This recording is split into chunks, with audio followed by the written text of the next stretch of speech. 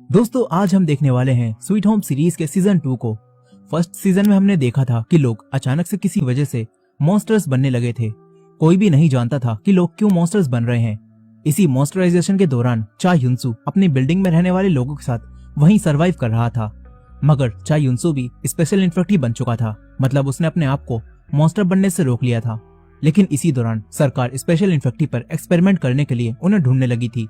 और तभी युनसु और उसके दोस्तों के साथ रह रहे एक मतलबी आदमी ने मिलिट्री ऑफिसर्स को युनसु की खबर पहुंचा दी और मिलिट्री वहां आ गई। उन्होंने युनसु को पकड़ लिया और बाकी बचे लोगों को मिलिट्री वाले सेफ्टी कैंप की तरफ ले जाने लगे। लेकिन संगवू ने युनसु की गाड़ी को अपने कब्जे में ले लिया था और संगवू युनसु को अपने साथ ले जाने लगा था। दोस्तों अगर आपने इसका पहला सीजन अब तक नहीं देखा है तो डिस्क्रिप्शन में आपको इसके पहले सीजन की वीडियो की लिंक मिल जाएगी, वहां से आप पहले सीजन को डिटेल में देख सकते हैं।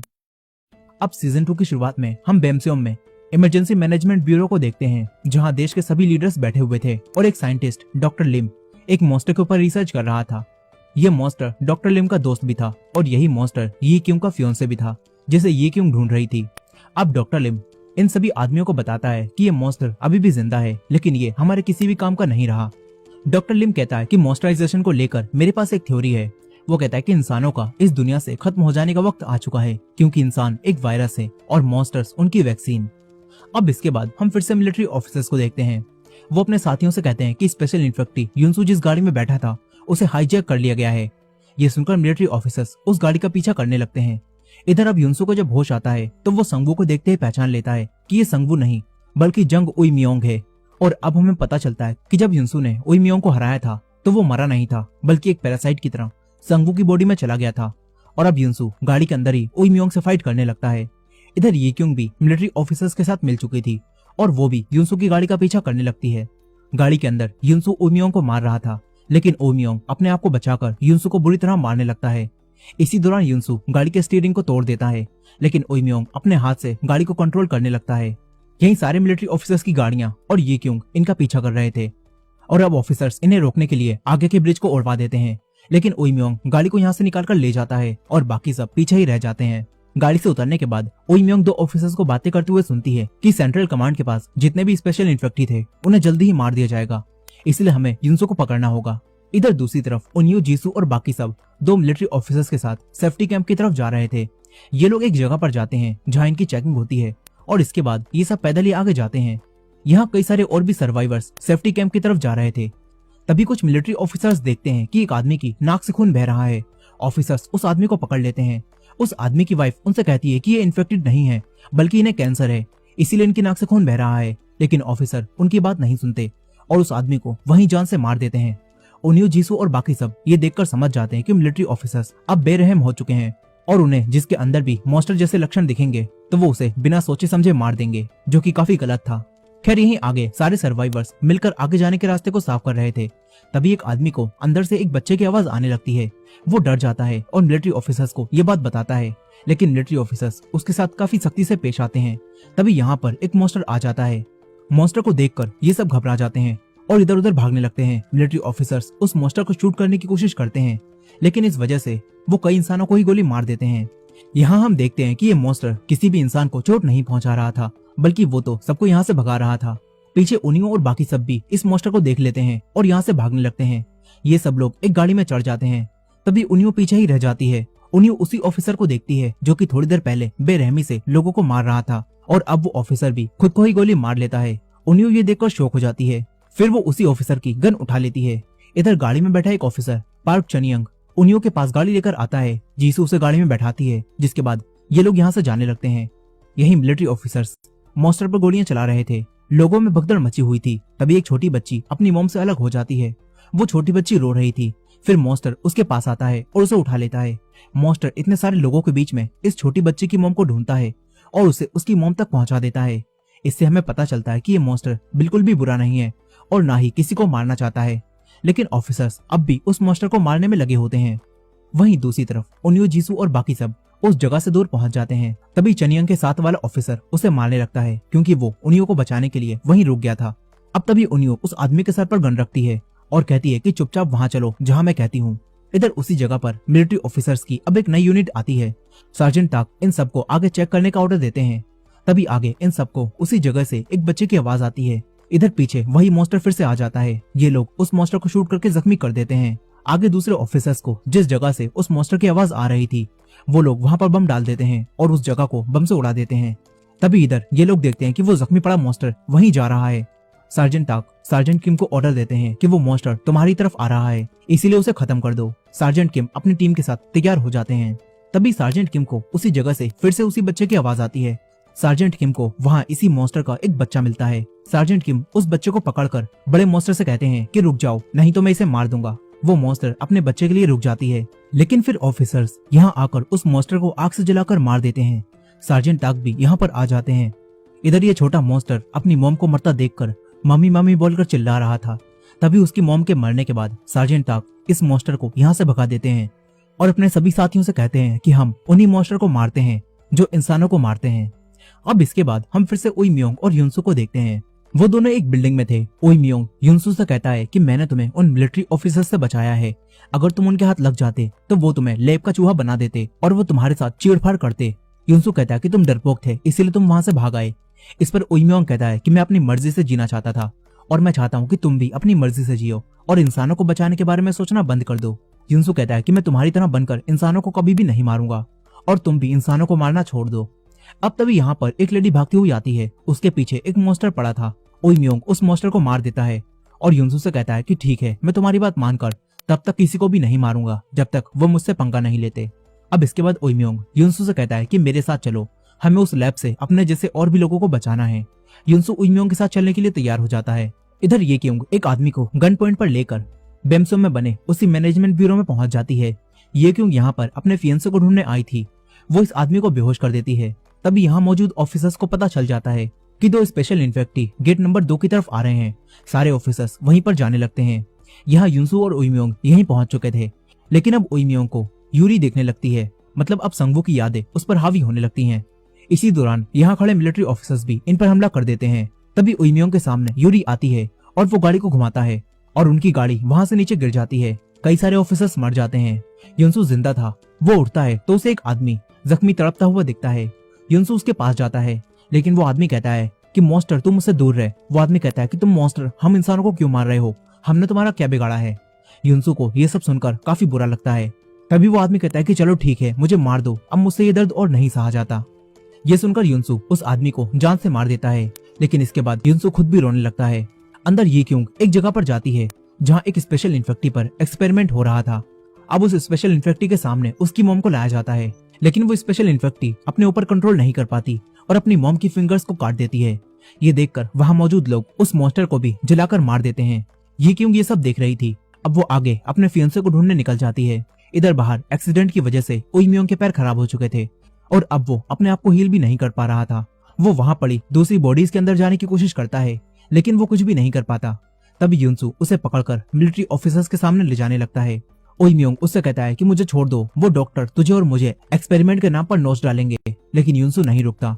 तभी मिलिट्री ऑफिसर्स भी यहाँ आ जाते हैं और वो युनसू को गोली मारकर बेहोश कर देते हैं, जिसके बाद इन दोनों को पकड़ लिया जाता है। अब हम कुछ समय पहले के सीन को देखते हैं जब ये सब एक साथ रह रहे थे। यहाँ उनियू का भाई उनियूक जीसू से कहता है कि मेरे जाने के बाद तुम उनियू और बाकी सबका ख्याल रखना, क्योंकि उनियूक भी इन्फेक्टेड हो चुका था। अब कहानी प्रेजेंट में आती है जहाँ उनियू मिलिट्री ऑफिसर्स को धमकाकर बाकी सबके साथ वापस उसी जगह पर आ जाती है जहाँ ये लोग छुपे हुए थे। उनियू यहाँ अपने भाई उनियूक को ढूंढने आई थी। जीसू उनियू से कहती है कि तुम्हारा भाई अब तक एक मॉन्स्टर बन चुका होगा, इसीलिए उसे मत ढूंढो, लेकिन उनियू नहीं मानती। तभी जीसू उनियू से गन लेकर उस ऑफिसर को रोकती है और उनियू अपने भाई को ढूंढने चली जाती है। उनियू देखती है कि ये पूरी जगह तो तबाह हो चुकी है। वो अंदर आती है तो उसे एक जगह पर अपने भाई के ग्लासेस मिलते हैं। उनियू अपने भाई को याद करने लगती है। यहीं पर उनियू को एक पेपर भी मिलता है जिससे उसे पता चलता है कि उसका भाई कई दिनों पहले से ही इन्फेक्टेड हो चुका था। अब ये देखकर उनियू को एक उम्मीद मिलती है कि उसका भाई ठीक होगा और वो उसे मिल सकता है। अब यही गाड़ी में जीसू ने जिस आदमी के सर पर बंदूक रख रखी थी, वो ऑफिसर एक दूसरे आदमी से कहता है कि अगर तुम हमारी मदद करोगे तो हम तुम्हें वैक्सीन देंगे जिससे तुम कभी भी मॉन्स्टर नहीं बनोगे। ये सुनकर वो मतलबी आदमी उनका साथ देता है और जीसू को पकड़ लेता है। इससे वो ऑफिसर बच जाता है। तभी चनियंग बाहर आकर जीसू को छुड़वा देता है, लेकिन अब वो ऑफिसर आजाद होने के बाद उनियू के पास आता है और उसे मारने लगता है। वो उनियू को पकड़कर बाहर लाता है और उसे शूट करने वाला था। तभी चनियंग यहाँ आकर उसे रोक देता है और कहता है कि यहाँ देखो, यहाँ कितने सारे मिलिट्री ऑफिसर्स मरे पड़े हैं और इनकी बॉडीज अभी भी गर्म है, यानी कि यहाँ पर मॉन्स्टर मौजूद है, इसीलिए हमें यहाँ से निकल जाना चाहिए। उनियो, जीसू और बाकी सबको यहाँ बांधकर यहाँ से जाने लगते हैं, लेकिन चनियंग ने उनियो के हाथ को सही से नहीं बांधा था। वो उनियो से कहता है कि ये गांठ आसानी से खुल जाएगी, इसीलिए हमारे जाते ही तुम लोग भी यहाँ से निकल जाना। लेकिन अब इनके यहाँ से जाने से पहले ही यहाँ वही लेडी मिस एम आ जाती हैं, जो कि पहले इन्फेक्टेड हो गई थी और एक अजीब सी चीज में बदल गई थी। शायद वो उसी चीज से अब बाहर आ चुकी हैं। अब मिस एम बाहर आती हैं, लेकिन वही ऑफिसर उन्हें देखकर उन पर गाड़ी चला देता है और पेट्रोल डालकर उन्हें आग से जलाने लगता है। चनियंग कहता है कि ये इंसान लग रही हैं, इसलिए इन्हें मत मारो, लेकिन ये नहीं रुकता। तभी यहाँ पर वही सरकटा मॉन्स्टर आकर इस ऑफिसर का खेल खत्म कर देता है। चनियंग उस मॉन्स्टर पर गोली चलाने वाला था, लेकिन वही बच्चा जंगसू उसे शांत रहने के लिए कहता है, क्योंकि ये मॉन्स्टर देख नहीं सकता था और ये मॉन्स्टर आवाज सुनकर हमला करता है। अब ये देखकर चनियंग सबको आगे बढ़ने के लिए कहता है। सभी लोग बिना आवाज किए आगे जाने लगते हैं और बस में आकर बैठते हैं। तभी एक ड्रोन यहाँ आ जाता है। ड्रोन देखकर मॉन्स्टर उस पर हमला करता है। बाकी सब मौके का फायदा उठाकर बस में आकर बैठ जाते हैं, लेकिन तभी एक और मॉन्स्टर यहाँ आकर चनियंग को पकड़ लेता है। चनियंग बाहर ही रह जाता है। तभी वही मतलबी आदमी बस को चालू करके यहाँ से भागने लगता है, लेकिन उनियो उसे रोक देती है। इधर चनियंग अपने चाकू से उस मॉन्स्टर पर हमला करता है और अपने आप को छुड़ा लेता है। वो दूसरे मॉन्स्टर के एक पत्थर फेंक कर मारता है और भागकर बस में चढ़ जाता है, जिसके बाद ये लोग यहाँ से निकल जाते हैं। वहीं दूसरी तरफ सार्जेंट ताक अपने सोल्जर्स के साथ पूरे शहर में घूमकर मॉन्स्टर्स को मार रहे थे, लेकिन अब सार्जेंट किम सार्जेंट ताक से कहते हैं कि हमारी टीम अब और आगे नहीं जाएगी, क्योंकि हमारे साथी जख्मी हो चुके हैं और हमारे पास हथियार भी खत्म हो रहे हैं। इसीलिए सार्जेंट किम बेस पर लौटने का फैसला करते हैं। यहाँ थोड़ी बहस होने के बाद सार्जेंट ताक सार्जेंट किम को यहाँ से जाने देते हैं और अपने साथियों के साथ आगे चले जाते हैं। ये लोग अपने मरे हुए साथियों के नेम बैज को निकालते हैं और उनकी कुर्बानियों को सैल्यूट करके वापस बेस की तरफ जाने लगते हैं। इधर उनियो और बाकी सब बस में आ चुके थे। चनियंग अब इन्हें दूसरे रास्ते से सेफ्टी कैंप की तरफ ले जा रहा था। उनियो अब भी अपने भाई को याद कर रही थी। तभी उनियो देखती है कि जीसू की हालत भी ठीक नहीं है। उनियो जीसू से पूछती है कि तुम ठीक तो हो ना। इस पर जीसू कहती है कि हम ठीक होने से बहुत दूर आ चुके हैं।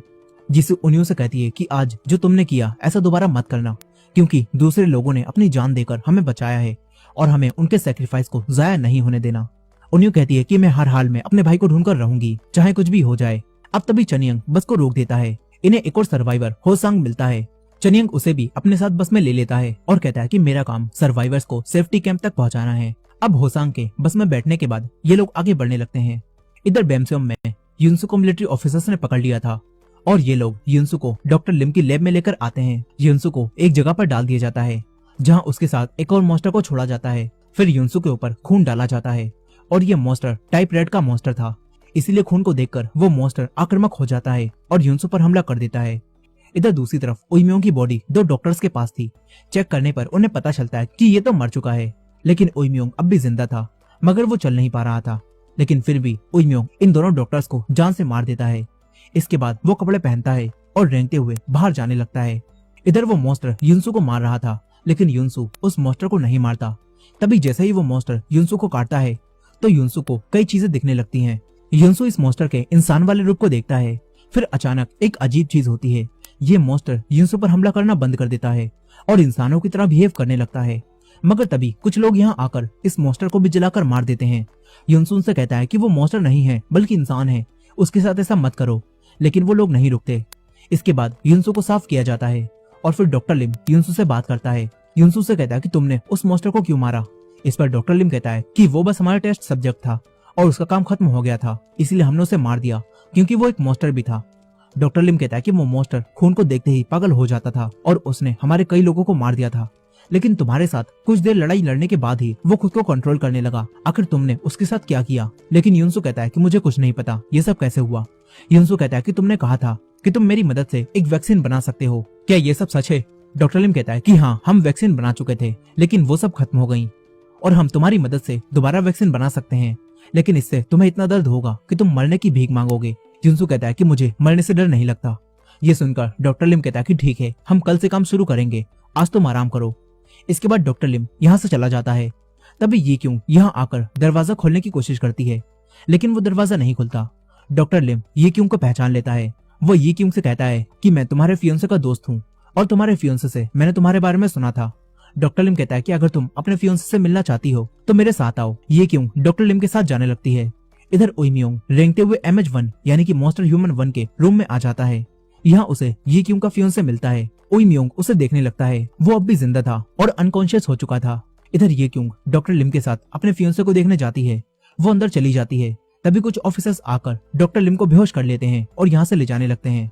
यही रात हो चुकी थी और बस में योंगसू को बाथरूम जाना था। वो चनियंग को ये बताता है और चनियंग बस को रोक देता है।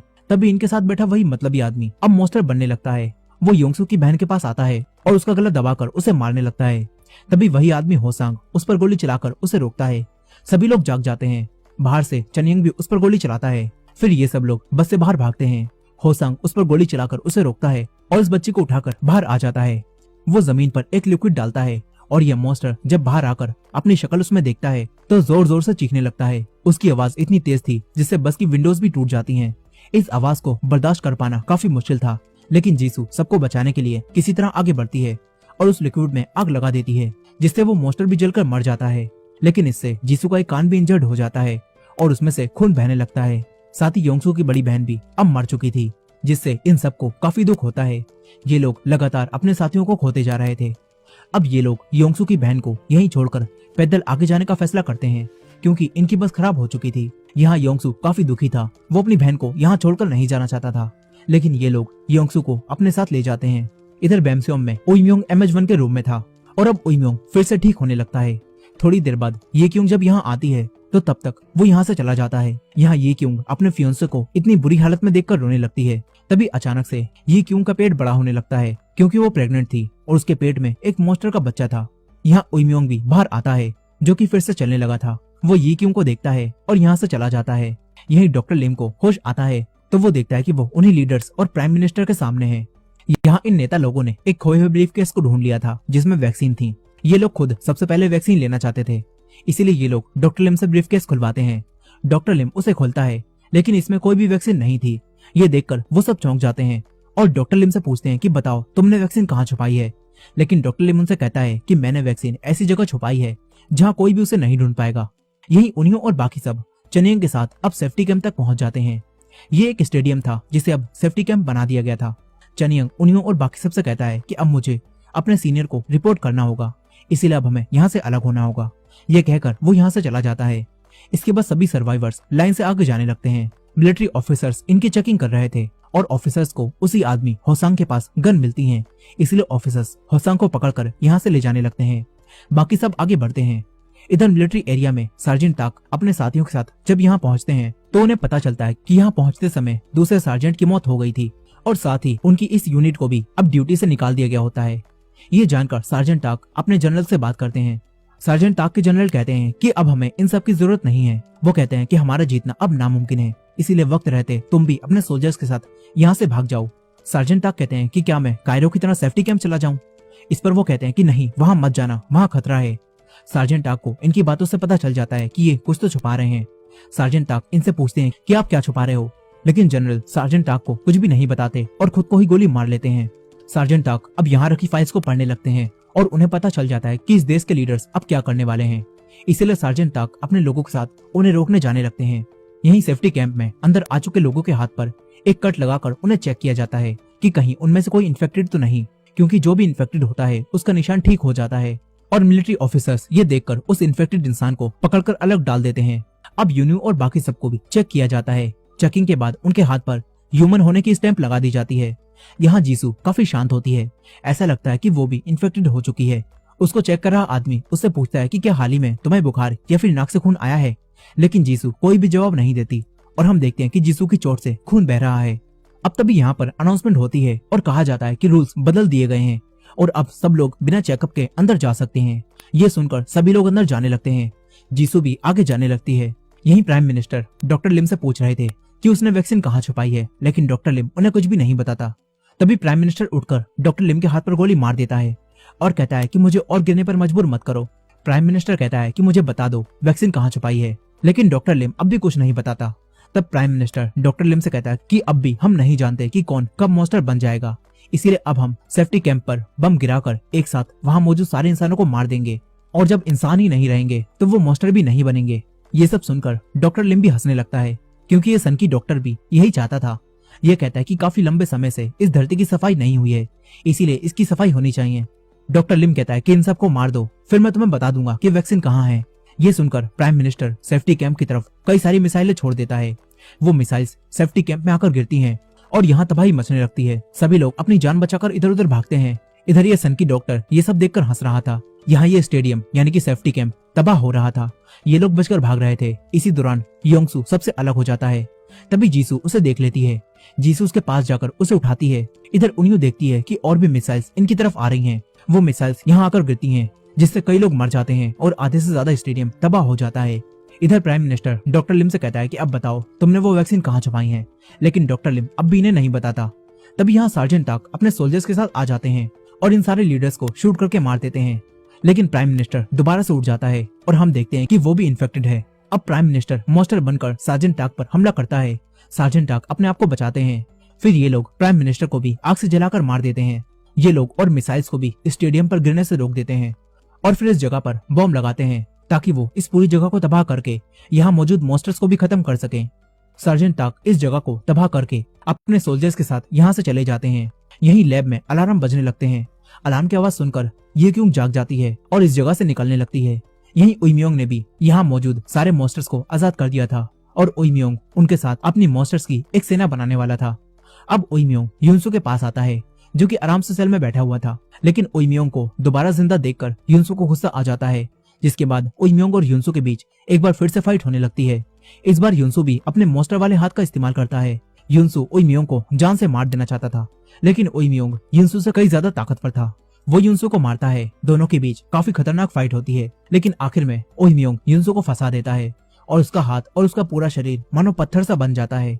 युनसू वहीं जम जाता है और कुछ भी नहीं कर पाता। उइम्योंग युनसू को मरने के लिए छोड़कर यहाँ से चला जाता है।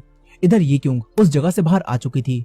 वो किसी तरह खुद को संभालते हुए आगे बढ़ती है, लेकिन अब ये क्योंग की डिलीवरी यहीं पर होने लगती है। इसी दौरान बर्फ टूट जाती है और ये क्योंग पानी में गिर जाती है। ये क्योंग पानी में डूब रही थी, तभी उसके बच्चे की वजह से वो वापस बाहर पहुंच जाती है। इधर सेफ्टी कैंप में मिसाइल्स गिरने के बाद सब कुछ तबाह हो चुका था। यहाँ उनियो को होश आता है तो वो उठकर अपने साथियों को ढूंढने लगती है, लेकिन उसे कोई भी नजर नहीं आता। इसी दौरान जीसू को भी होश आ जाता है। जीसू देखती है कि उसके ऊपर स्टेडियम की एक दीवार टूटकर गिरने वाली है। जीसू तुरंत ही योंगसू को उठाती है और उसे कहती है कि यहाँ से भाग जाओ। जीसू के पैर में एक लोहे की रॉड घुस चुकी थी, जिस वजह से जीसू उस जगह से हिल नहीं पा रही थी। जीसू योंगसू से कहती है कि जल्दी यहाँ से भाग जाओ।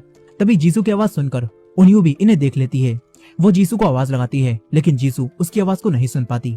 जीसू योंगसू को दूर भेजने के बाद खुद को निकालने की कोशिश करती है, लेकिन जीसू अपना पैर वहां से बाहर नहीं निकाल पाती। उनियो ये सब देख रही थी। तभी वो दीवार टूटती है और जीसू भी उसमें दबकर मर जाती है, लेकिन जीसू की बॉडी हमें नहीं दिखाई जाती। खैर इधर ये क्यों को जब होश आता है तब वो देखती है कि उसने एक मॉन्स्टर को जन्म दिया है। ये क्यों उसकी तरफ बढ़ने लगती है। यही सार्जेंट टाक अपने सोल्जर्स के साथ स्टेडियम में पहुंच चुके थे और ऑफिसर्स ने जिंदा बचे लोगों को बचा लिया होता है, जिसके बाद सार्जेंट टाक 400 लोगों को सेफ्टी कैंप के अंदर ले जाने लगते हैं। उनियो भी इनके साथ थी और साथ ही हम यहाँ पर कुछ नए कैरेक्टर्स को भी देखते हैं, जिनमें एक लेडी चीफ जी होती हैं जो कि सबको संभालने वाली थी। इनके साथ डॉक्टर लिम भी होते हैं और भी कई सारे कैरेक्टर्स को यहाँ दिखाया जाता है और ये सब लोग सेफ्टी कैंप में चले जाते हैं। अब कहानी कुछ समय आगे जाती है, जहाँ मॉन्स्टराइजेशन को शुरू हुए 337 दिन बीत चुके हैं। यहाँ हम उसी स्टेडियम को देखते हैं जिसमें बचे हुए सभी इंसान रह रहे थे। मिलिट्री ऑफिसर्स इनके लिए बाहर जाकर खाना लाते हैं। सार्जेंट टाक यहाँ सारे मिलिट्री ऑफिसर्स के लीडर होते हैं, जिनके ऑर्डर पर सारे ऑफिसर्स काम करते हैं। अब यहाँ सभी लोगों की चेकिंग की जाती है। सबके हाथ पर कट का निशान देखा जाता है। तभी योंगसू बॉल से खेलते हुए एक ऑफिसर के सामने आ जाता है। वो ऑफिसर देखता है कि योंगसू के हाथ पर कोई निशान बना है। उसे लगता है कि योंगसू भी इन्फेक्टेड हो चुका है, इसीलिए वो योंगसू के चाकू मारकर चेक करने वाला था। चनिंग उसे ऐसा करने से मना करता है, लेकिन वो नहीं मानता। तभी उनियो यहाँ आकर उसके चाकू को पकड़ लेती है। उनियो से कहती कि सबसे पहले मुझे चेक करो। वो अपना हाथ काटने के बाद उसे दिखाती है और कहती कि देख लो, मैं इन्फेक्टेड नहीं हूँ। लेकिन ये ऑफिसर उनियो के हाथ को दबाने लगता है और कहता है कि तूने तो यहाँ एक मर्डर किया है, इसीलिए तुझे एक बड़ी सजा मिलनी चाहिए। अब उनियो ने किसका मर्डर किया है ये हम आगे देखेंगे।